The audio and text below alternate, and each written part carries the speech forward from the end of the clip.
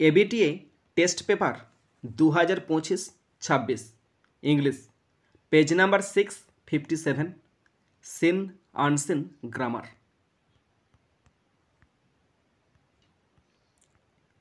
English second language section A reading comprehension seen. प्रथमे seen आछे, seen थेके एकेर दागेर प्रोज आछे। प्रोजटी नेওয়া হয়েছে নয়নতারা সেহগাল রচিত দ্য পাসিং অ্যাওয়ে অফ বাপু নামক প্রোজের ইউনিট 1 থেকে নেওয়া হয়েছে। ইউনিট 1-এর আই ওয়াজ হ্যাভিং টি থেকে বিফোর দ্য ফিউনারাল পর্যন্ত নেওয়া হয়েছে। প্রোজ থেকে কোশ্চেনগুলো শুরু করছি। প্রথম আছে এ এর দাগ। Choose the correct alternatives to complete the following sentences 1 into 5 = 5। বন্ধুরা 5টা অল্টারনেটিভ কোশ্চেন আছে, 1 নাম্বার করে 5 number. First number 1, the narrator was asked to come to Birla house. বর্ণনাকারীকে বিড়লা হাউসে আসতে অনুরোধ করা হয়েছিল। Option C is the right answer. Question 2, on hearing the news the narrator was. এই খবরটা শুনে বর্ণনাকারী হয়েছিল চোকড, মর্মাঘাত হয়ে পড়েছিল। Option B is the right answer, শ্বাসরুদ্ধ হয়ে পড়েছিল।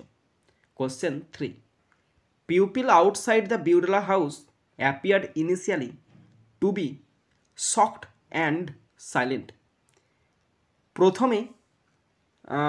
প্রথমে বিড়লা হাউসের বাইরে জমায়েত লোকেদেরকে প্রথমে কেমন হয়েছিল, তারা প্রথমে কেমন মনে হচ্ছিল?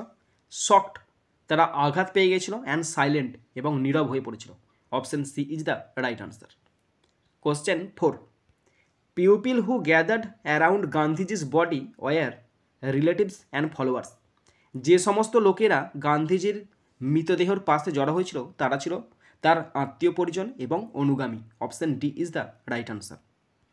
Question 5, later the pupil jostled to enter the house.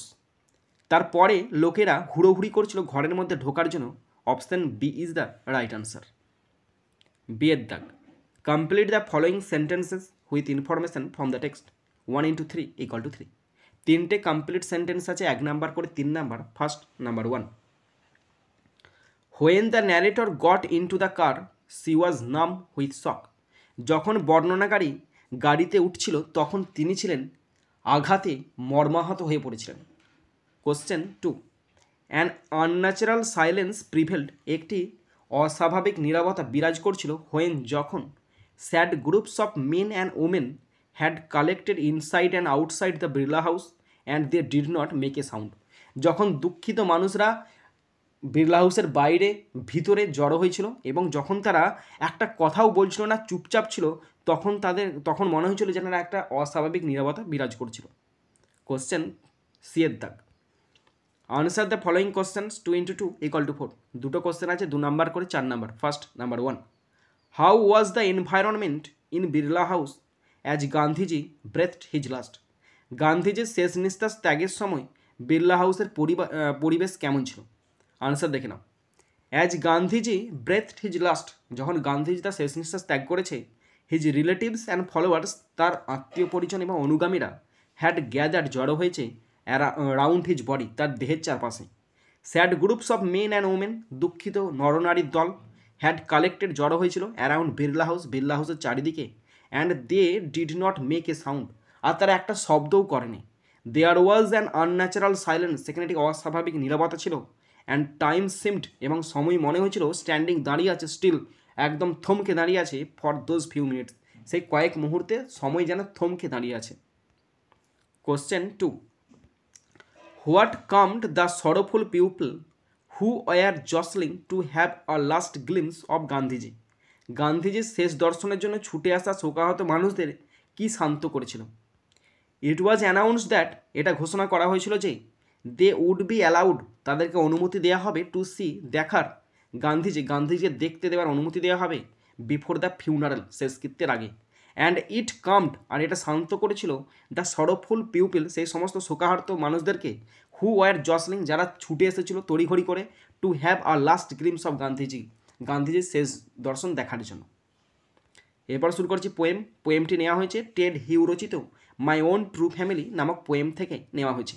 Poem থেকে কোশ্চেনগুলো শুরু করছি। প্রথম আছে এর দাগ, write the correct alternative to complete the following sentences 1 into 4 = 4।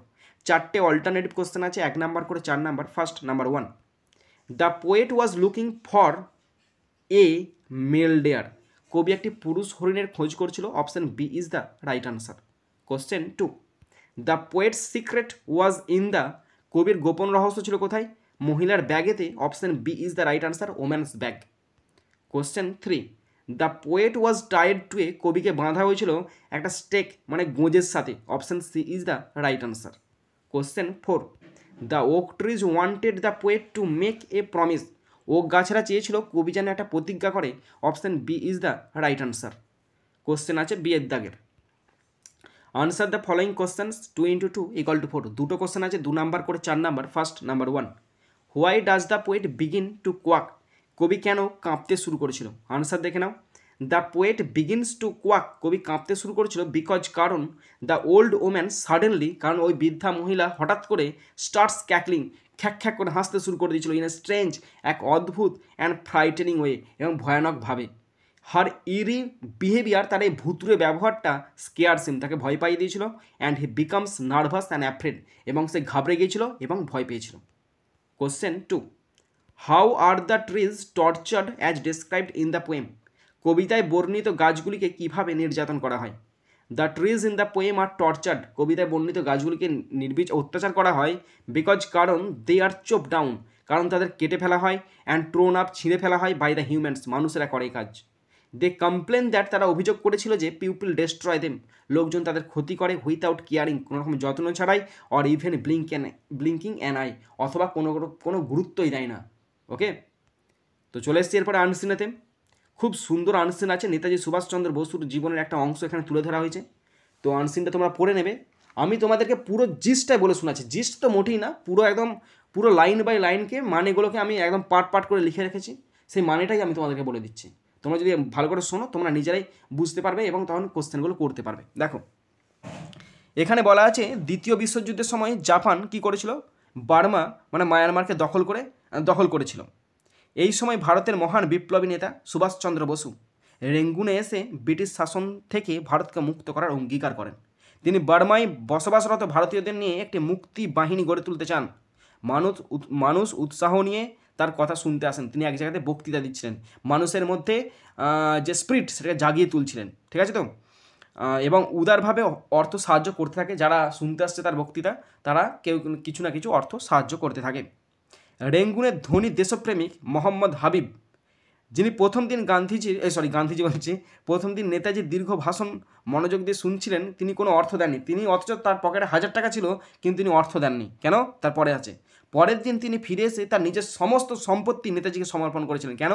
কারণ তিনি বলেছিলেন, নেতাজিকে দেখে ও তার কথা শুনে তার মনে হয়েছিল এই দেশের ত্রাতাকে তিনি সব কিছুই নিবেদন করবেন। এভাবেই নেতাজি তার দেশবাসীর কাছ থেকে সব কিছু চেয়েছিলেন দেশের স্বাধীনতার জন্য। তাই নেতাজির একটা জীবনের অংশ এখানে বর্ণনা করা আছে। বার্মাকে যখন ব্রিটিশরা জাপান যখন দখল করেছিল, তখন তিনি রেঙ্গুনে এসেছিলেন এবং সেখানে তিনি মানুষদেরকে নিয়ে একটা দল গঠন করেছিলেন। সেই সময় এমডি হাবিব তিনি অর্থ সাহায্য করেছিলেন এবং কিছু তিনি উদার হস্তে দান করেছিলেন। পুরোটা এখানে বলা আছে। ওকে, তো আনসিন থেকে কোশ্চেনগুলো শুরু করছি, ভালো করে শোনো আর দেখো। প্রথম আছে এ এর দাগ। Tick the correct answer from the given alternatives 1 into 6 = 6। 6টা অল্টারনেটিভ কোশ্চেন আছে, 1 নাম্বার করে 6 নম্বর। Okay, first number 1, Japan had captured. Japan দখল করেছিল বর্মাকে। Option D is the right answer. Question 2, a great Indian leader came to Rangoon. একজন মহান ভারতীয় নেতা যিনি এসেছিলেন রেঙ্গুনেতে। Option A is the right answer. Question 3, the Indian leader was none other than. এই ভারতীয় নেতা আর কে ছিল? আর অন্য কেউ ছিল না, তিনি ছিলেন আমাদের মহান নেতা Subhash Chandra Bose. Option C is the right answer. Question 4, MD Habib came to hear. MD Habib শুনতে এসেছিল, নেতাজির ভাষণ শুনতে এসেছিল। Option B is the right answer. Question 5, MD Habib came to hear the speech of the Indian leader. MD Habib সেই মহান ভারতীয় নেতার বক্তৃতা শুনতে এসেছিলেন অন দ্য ফার্স্ট ডে, প্রথম দিনে, হুইথ অনলি কত টাকা নিয়ে? অনলি 1000 রুপিস, কেবলমাত্র 1000 টাকা। কিন্তু যখন তিনি শুনলেন যে তিনি 1000 টাকা যোগ্য নন, তখন তিনি তার সমস্ত সম্পত্তি তাকে নিবেদন করার জন্য প্রয়াসী হয়েছিলেন। ওকে, এরপর আছে 6, Subhashchandra Bose came with a pledge. Subhashchandra Bose একটা প্রতিজ্ঞা নিয়ে এসেছিল টু লিবারেট ইন্ডিয়া, ভারতকে মুক্ত করবে ফ্রম দ্য, কোথা থেকে মুক্ত করবে? ব্রিটিশ বন্ডেজ, ব্রিটিশ শাসন থেকে মুক্ত করবে। Option D is the right answer. চলে আসছি বিয়ের দাগের। Write T for true and F for false statements in the boxes on the right hand side. Quote sentences or phrases in support of your answer. বন্ধুরা true false আছে, যদি true হয় টি লিখতে হবে, আর যদি ফলস হয় এফ লিখতে হবে, এবং তার সাথে অবশ্যই সাপোর্টিং স্টেটমেন্টে লিখতে হবে। কোশ্চেন আছে 3টে, 2 নাম্বার করে 6 নম্বর, অর্থাৎ ট্রু অথবা ফলস হচ্ছে কিনা তার জন্য আছে 1 নাম্বার, এবং সাপোর্টিং স্টেটমেন্ট লিখতে হবে তার জন্য আছে 1 নাম্বার। 1 1 2, 3টে আছে, 3 2 6 নম্বর। First number 1, Japan had captured Burma in the first world war. প্রথম বিশ্বযুদ্ধে জাপান বার্মা দখল করেছিল, এটা ফলস হবে আর লিখতে হবে F. Supporting statement, Japan had captured Burma মানে Myanmar in the second world war. Question 2, MD Habib was well known for his contributions to Thai cause of the country. Mohammad Habib দেশের স্বার্থে অবদানের জন্য সুপরিচিত ছিলেন। হ্যাঁ, তিনি দেশের জন্য কাজ করেছেন। অপশন এটা ট্রু হবে, লিখতে হবে T. Supporting statement, he was noted for his patriotism and contribution to the cause of the country. Question 3, MD Habib came to hear the speech of the Indian leader on the first day empty handed. খালি হাতে এসেছিলেন, এটা false হবে আর লিখতে হবে F. Supporting statement, I went to hear the leader on the first day with only 1000 rupees. ওকে, এরপর আছে সি এর দাগে 4টে কোশ্চেন, 2 নাম্বার করে 8 নাম্বার, আর প্রত্যেকটা কোশ্চেন সাজিয়ে লেখার চেষ্টা করবে, 2 2 পেয়ে যাবে। First number 1, where did the great Indian leader come during the second world war. দ্বিতীয় বিশ্বযুদ্ধের সময় মহান ভারতীয় নেতা কোথা থেকে এসেছিলেন? The great Indian leader came to Rangoon during the second world war. Second world ওয়ারের সময় তিনি রেঙ্গুন এসেছিলেন। Okay, Question 2, what was Subhash Chandra Bose's intention of this sudden visit. এই আকস্মিক সফরের পেছনে সুভাষচন্দ্র বোসের উদ্দেশ্য কী ছিল? দেখো, Subhash Chandra Bose's intention was to liberate India from the bondage of British rule and to build up an army with the Indians living in Burma. Subhash Chandra বসুর উদ্দেশ্য ছিল ভারতকে ব্রিটিশ শাসনের দাসত্ব থেকে মুক্ত করা এবং বার্মায় বসবাসকারী ভারতীয়দের নিয়ে তিনি একটি সেনাবাহিনী গড়ে তোলা। Question 3, what was MD Habib famous for. Mohammad Habib কিসের জন্য বিখ্যাত? MD Habib was famous for his patriotism and his contribution to the cause of the country. Mohammad Habib তার দেশপ্রেম এবং দেশের স্বার্থে অবদানের জন্য বিখ্যাত ছিলেন। Question 4, what did MD Habib say about the Indian leader. Mohammad Habib ভারতীয় নেতা সম্পর্কে কী বলেছিলেন? আনসার দেখে নাও। MD Habib said that when he saw the Indian leader, যখন তিনি ভারতীয় নেতাকে দেখেছিলেন, অ্যান্ড হিয়ার্ড হিম স্পিক, এবং তার কথা শুনেছিলেন, হি ফেল্ড দ্যাট, তিনি অনুভব করেছিলেন, he must give all he had to this god, তার যা কিছু আছে সবাই ভগবানকে দান করে দেবে। ভগবানটাকে the saviour of this country, এই দেশের রক্ষাকর্তা। ওকে, কিছুই নাই, জলের মতো সহজ। এরপর চলে এসেছে section B, grammar and vocabulary. Grammar and vocabulary প্রথম আছে 4 দাগ। Write the correct alternative to fill in the blanks 1 × 3 = 3। বন্ধুরা, এখানে ভার্ব দিয়ে শূন্যস্থান পূরণ করতে দিচ্ছে, 3টি করতে হবে, 1 নাম্বার করে 3 নাম্বার, 3টে করে অপশন থাকবে। ভালো করে শোনো আর দেখো। 4 পার্সনস, 4জন ব্যক্তি, শূন্যস্থান ব্র্যাকেট আছে kill, was killed, were killed, when a matador van. দেখো, এই যে কিল ভার্বটা না, কিল মানে হচ্ছে মারা, হত্যা করা। 4জন ব্যক্তি কাকে হত্যা করেছে? এরকম তো কিছু নাই।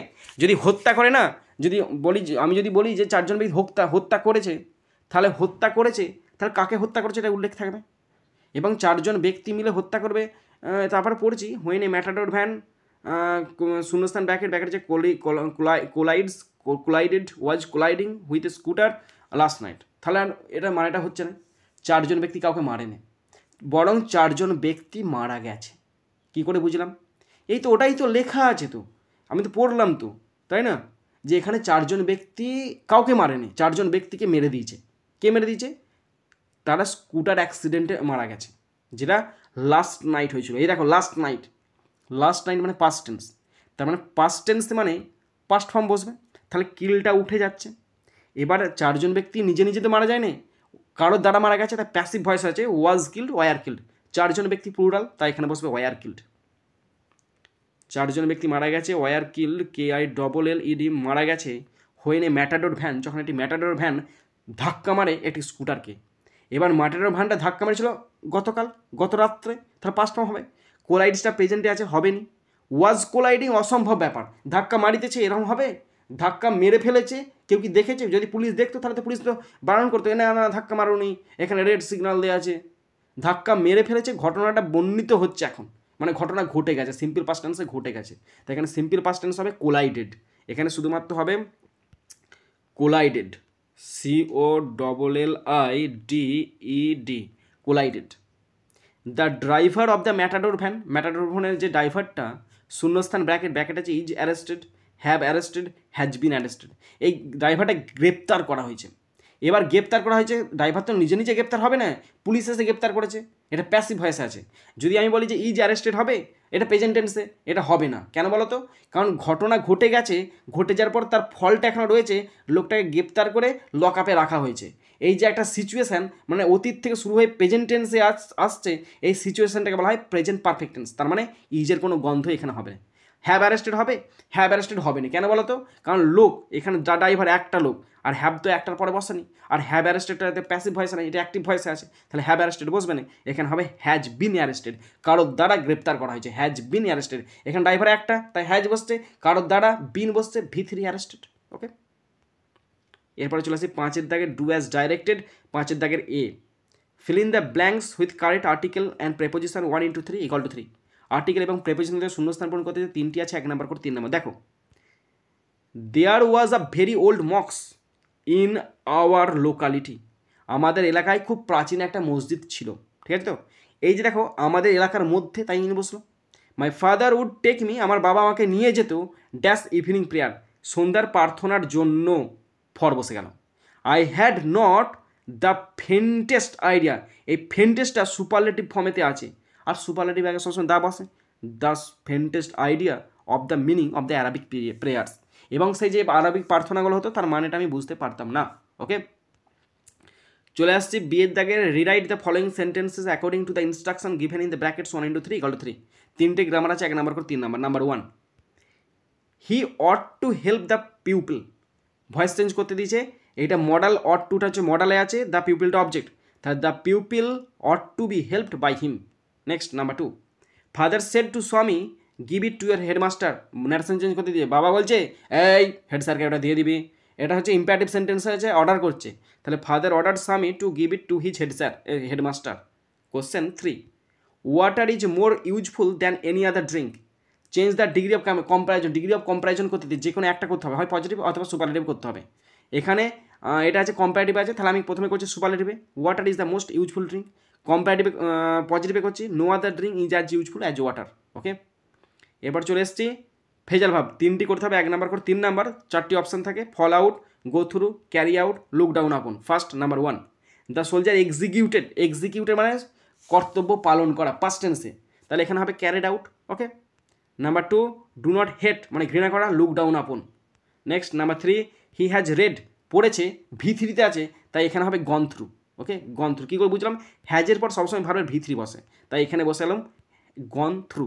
ওকে, এরপরে চলে এসেছি 6 দাগের মিনিং ফ্রম আনসিন, 4টে আছে, 2 নম্বর করে 8 নম্বর। নাম্বার 1, ফেমাস মানে বিখ্যাত, নোটেড মানে প্রসিদ্ধ বা বিখ্যাত। নাম্বার 2, রিলিজ ফ্রম রেস্ট্রেন্ট, প্রতিরোধ থেকে মুক্তি পাওয়া মানে লিবারেশন মানে মুক্তি। কোশ্চেন 3, ডোনেশন মানে প্রদান, কন্ট্রিবিউশন মানে দান। নাম্বার 4, সোলেম প্রমিস মানে প্লেজ মানে অঙ্গীকার বা প্রতিশ্রুতি।